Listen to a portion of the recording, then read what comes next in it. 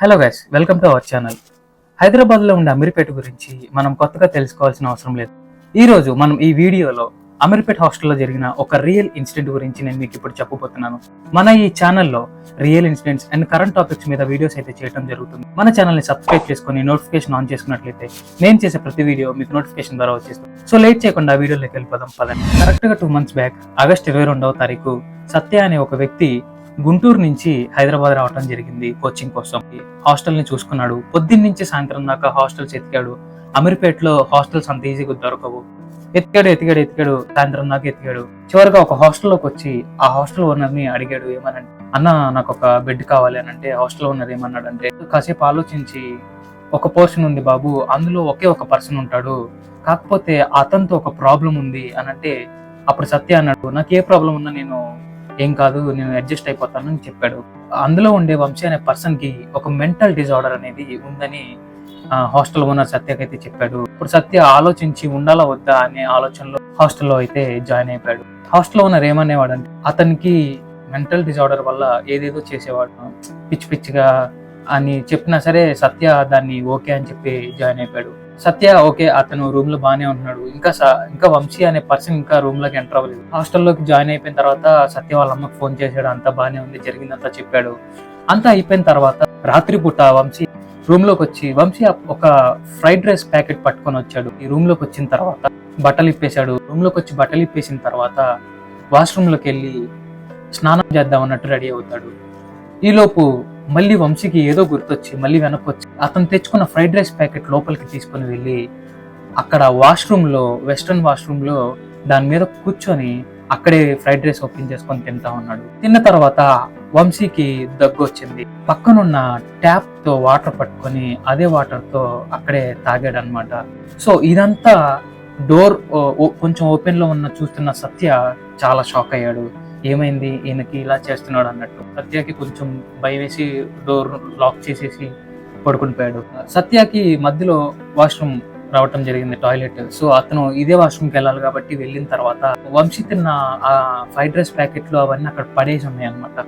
So సరే ఈయన తినేసి ఇక్కడే పడేసాడు అన్నట్టుగా సత్య ఆలోచించుకొని వెళ్ళి వెంటనే వాటిని తీసి మళ్ళీ బయటకు వచ్చి డస్ట్బిన్ లో పడేసి ఇలా వెనక్కి తిరిగేసరికి వంశీ సడన్ గా చూసి భయంలో ఉన్న సత్య అలా షాక్ లో ఉండిపోయాడు. అప్పుడు వంశీ నిదానంగా వచ్చి ఆ డస్ట్బిన్ లో ఉన్న కవర్స్ తీసి మళ్ళీ ఎక్కడైతే వాష్రూమ్ లో ఉన్నాయో అక్కడే పెట్టి, నేను ఇవి ఇక్కడే పెట్టాను, ఇవి ఇక్కడే ఉండాలి, నేను ఇవి ఇక్కడే తిన్నాను కాబట్టి ఇక్కడే ఉండాలని చెప్పి సత్యతో చెప్పాడు. సత్య భయపడుతూ ఓకే తలూపి మళ్ళీ ఏంటంటే ఇప్పుడు ఏమంటాడు అన్నట్టుగా తలూపి వెళ్ళిపోయాడు అనమాట.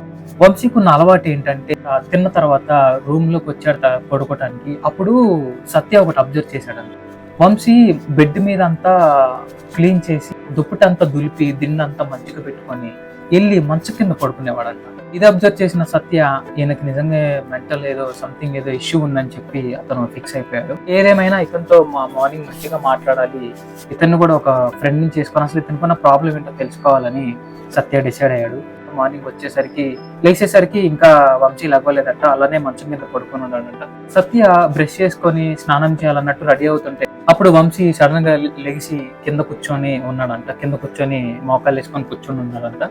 కూర్చొని ఉన్న తర్వాత వంశీ దగ్గరికి వెళ్ళి సత్య గుడ్ మార్నింగ్ అని చెప్పి కొంచెం మాట్లాడుతుంటే ఏం మాట్లాడట్లేదంట, అలానే కూర్చున్నాడంట. ఒక మాట చెప్పాడంట వంశీతో వెళ్ళి, ఏమనంటే హాస్టల్ ఓనర్ నీతో జాగ్రత్తగా ఉండమన్నాడు, నీకు సంథింగ్ ఏదో మెంటల్ డిజార్డర్ ఉందంట, ఇది ఎంతవరకు నిజం అని చెప్పి అడిగాడు అనమాట.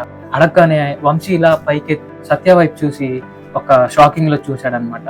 చూసి సత్యకి ఏం చేయాలో అర్థం కాక మళ్ళీ సత్య ఇంకొక మాట అన్నాడు. ఏమనంటే, వంశీ నేను నీతో ఫ్రెండ్షిప్ చేయాలనుకుంటున్నాను, హాస్టల్ ఓనర్ ఏదైతే నాకు చెప్పాడో నేను దాన్ని పట్టించుకోను, కానీ నువ్వు గనక నాకు నీ ప్రాబ్లం ఏంటో చెప్పినట్లయితే నేను నీకు హెల్ప్ చేస్తాను అని చెప్పి ఒక మంచితనంగా మాట్లాడాడు. అప్పుడు ఏమన్నాడంటే, వంశీ ఇలా తల పైకెత్తి చిన్న స్మైల్ ఇచ్చి అలా లెగిసి రూమ్ లో తన వస్తువుల దగ్గరికి వెళ్ళి అతని దగ్గర ఉన్న ఒక ఫైల్ తీసుకొని వచ్చి సత్యకి ఇవ్వటం అయితే జరిగింది. ఆ ఫైల్లో ఏమనుందంటే, అతనికి ఉన్న మెంటల్ డిజార్డర్స్ యొక్క లక్షణాలు, అతను ఒంటరిగా ఫీల్ అయినప్పుడు ఎలా ఉంటాడనే లక్షణాలు అందులో డిస్క్రైబ్ చేయబడినాయి అనమాట. సత్య అదంతా చదివి ఓ ఇదేనా నీ ప్రాబ్లం, నో డోంట్ వరీ, నేను నీకు హెల్ప్ చేస్తాను, నాకు తెలిసిన ఒక డాక్టర్ ఉన్నాడు ఇక్కడ, మా రిలేటివ్స్ కి సంబంధించిన ఒక డాక్టర్ ఉన్నాడు, హాస్పిటల్కి తీసుకెళ్తానని చెప్పి మాట ఇచ్చాడు. వంశీ అయితే కొంచెం సత్యకి కొంచెం క్లోజ్ అయ్యాడు. సరే అని చెప్పి నేను సాయంత్రం క్లాస్కి వెళ్ళి వచ్చిన తర్వాత మనం వెళ్దాం అని చెప్పి వంశీతో సత్య చెప్తాడు. ఓకే, వంశీ అంతా సెట్ అయిపోతాడు, రూమ్ లోనే ఉంటాడు.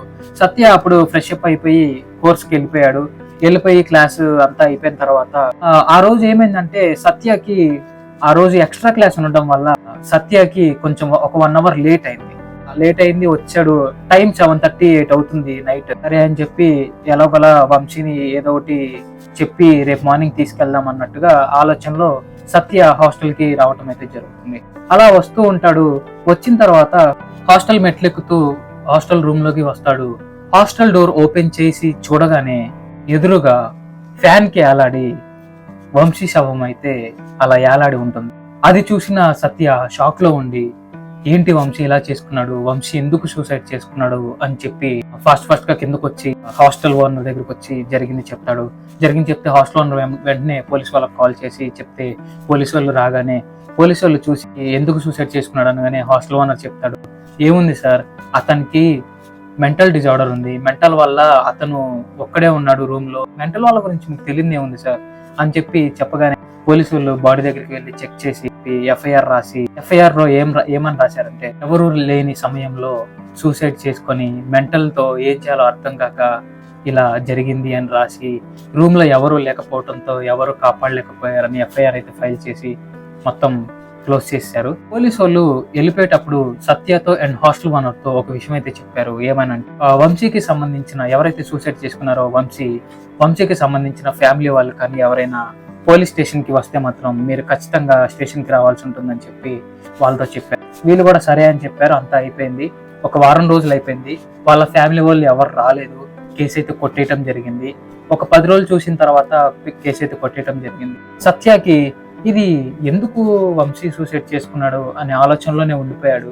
అతను రూమ్ లోకి వెళ్ళినప్పుడల్లా వంశీ చేసిన పనులు సత్యకి గుర్తొచ్చాయి అనమాట. సత్యకి గుర్తొచ్చిన తర్వాత ఏం చేశాడంటే ఒకరోజు హాస్టల్ ఓనర్ దగ్గరికి వెళ్ళి, అన్న ఒకసారి వంశీ కేసు ఎంతవరకు వచ్చిందో ఒకసారి పోలీస్ వాళ్ళకి కాల్ చేసి కనుక్కో అంటే హాస్టల్ ఓనర్ అన్నాడు భయపడుతూ, లేదు నేను చెయ్యను, ఇప్పుడే దరిద్రం వదిలిపోయింది అని అనుకుంటే మళ్ళీ నువ్వెందుకు వంశీ కేసు గురించి అడగమంటున్నావు అని చెప్పాడనమాట. హాస్టల్ ఓనర్ అన్నాడు, నేను కనుక్కోను, ఏమన్నా ఉంటే నువ్వే చేసుకో అని చెప్పి డైరెక్ట్ గా చెప్పేశాడు. పైకి వచ్చి రూమ్ లో సత్య ఒక కానిస్టేబుల్ కి కాల్ చేశాడు. ఇట్లా నేను వంశీ వాళ్ళ ఫ్రెండ్ ని, కేసు ఎంతవరకు వచ్చింది అని కేసు కొట్టేయటం జరిగింది, వాళ్ళ ఫ్యామిలీ వాళ్ళు ఎవరు రాలేదు కాబట్టి కేసు అయితే కొట్టేశారు ఈ రోజే అని చెప్పి సత్యకి క్లారిటీ ఇవ్వటం జరుగుతుంది. అంతా అయిపోయింది. అందరు కామ్గా ఉన్నారు. కేసు ఇంకా న్యూస్ లోకి రాలేదు. ఎందుకు రాలేదంటే వంశీ అనే ఒక వ్యక్తి 2015 దాకా అనాథాశ్రమంలో ఉన్నాడు. అతనికి పేరెంట్స్ ఎవరు లేరు. ఒక అనాథాశ్రమంలో పెరిగి అలా వచ్చాడు. సత్యకి వంశీ చచ్చిపోయాడనే మాట డైజెస్ట్ చేసుకోలేకపోయాడు. అది నమ్మలేకపోయాడు. ఎలా అయినా కేసు రీఓపెన్ చేపియాలన్నట్టు ఏదో ఒకటి చేసి అతను మళ్ళీ కేసు రీఓపెన్ చేపించాడు. పోలీసు వాళ్ళు ఏమన్నారంటే ఏ ఆధారం లేకుండా మనం కేసు అయితే రీఓపెన్ చేయలేము అని చెప్పారు. కోర్స్కి వెళ్ళి వస్తుండగా కింద ఉన్న ఒక షాప్ లో సీసీ కెమెరా ఫుటేజ్ అయితే చూడటం జరిగింది. అందులో ఒక పర్సన్ ఏదైతే ఆ రోజు వంశీని హాస్పిటల్కి తీసుకెళ్తా అని చెప్పాడో అదే రోజు ఒక ముసుగేసుకొని ఒక పర్సన్ వంశీ ఉన్న రూమ్ లో నుంచి, అంటే వంశీ సత్య ఉన్న రూమ్ లో నుంచి బయటకి రావటం జరిగింది.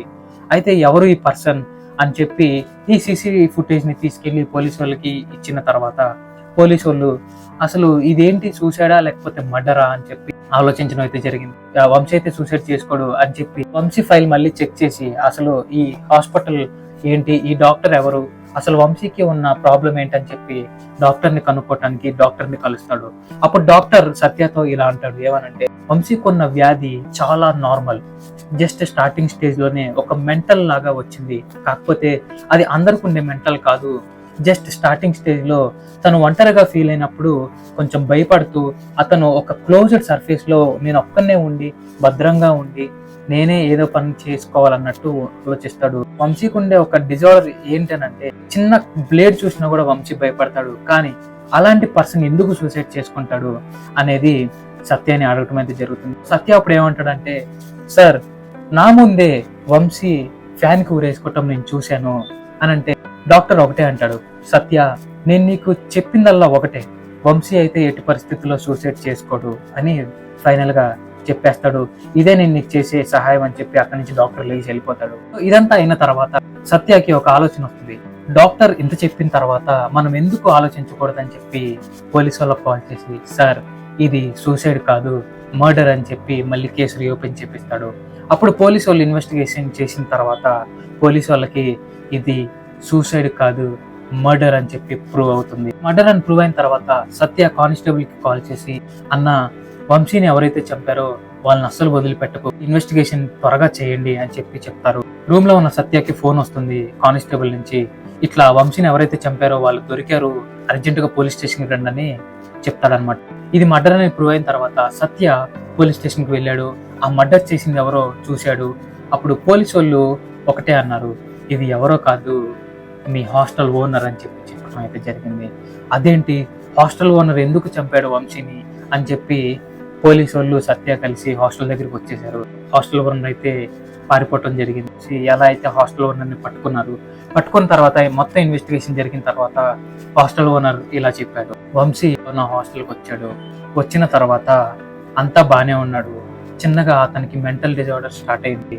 ఎప్పుడైతే అతనికి మెంటల్ డిజార్డర్ స్టార్ట్ అయిందో ఆ రూమ్ లో ఉన్న ఒక్కొక్క పర్సన్ తగ్గిపోతూ వస్తూ ఉన్న తర్వాత కూడా ఎవరైతే జాయిన్ అయ్యే వాళ్ళు కూడా ఉన్నారో వాళ్ళు కూడా జాయిన్ అవ్వట్లేదు. ఆ వంశీ వల్ల నాకు నెలకి 1,50,000 రూపాయలు లాస్ అవుతుంది. నాకు ఇక్కడ ఆదాయం దొరికింది అనుకుంటే నాకు ఆ వంశీ వల్ల నాకు వచ్చే లాభం, నాకు వచ్చే మొత్తం ఇన్కమ్ అంతా రావట్లేదు, నేను కూడా బతకలేకపోతున్నాను అని చెప్పి, నేను హాస్టల్ నడిపిలేకపోతున్నాను, నేను చాలా అప్పులు నేను కట్టుకోవాలని చెప్పి ఇంకెలా చెప్పాడనమాట.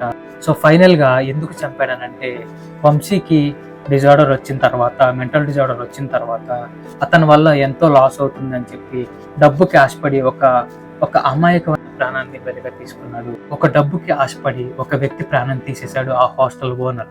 సో ఇది ఎందుకు వెలుగులోకి రాలేదని, వంశీ అనే పర్సన్ ఒక అనాథ, అతనికి ఎవరు లేకపోవడంతో పోలీస్ వాళ్ళు దాన్ని ఫస్ట్ సూసైడ్ అని కొట్టేసి మళ్ళీ దాని తర్వాత మర్డర్ అని వాళ్ళ తప్పు కూడా ఉంది కాబట్టి దీన్ని వెలుగులోకి తీసుకొని రాలేకపోయారు. ఈ స్టోరీ గురించి మీరేమనుకుంటున్నారో నాకు కామెంట్ లో తెలియజేయండి. హాస్టల్ ఓనర్ ఇప్పుడు జైల్లోనే ఉన్నాడు. ఇప్పుడు ఆ హాస్టల్ అయితే తీసేయడం జరిగింది. లక్ష్మీ తిరుపతమ్మ బాయ్స్ హాస్టల్లో ఈ స్టోరీ అయితే జరగడం జరిగింది. ఈ వీడియో మీకు నచ్చినట్లయితే మరిన్ని వీడియోల కోసం మీరు వేచి ఉండండి, సబ్స్క్రైబ్ చేసుకోండి. Thank you.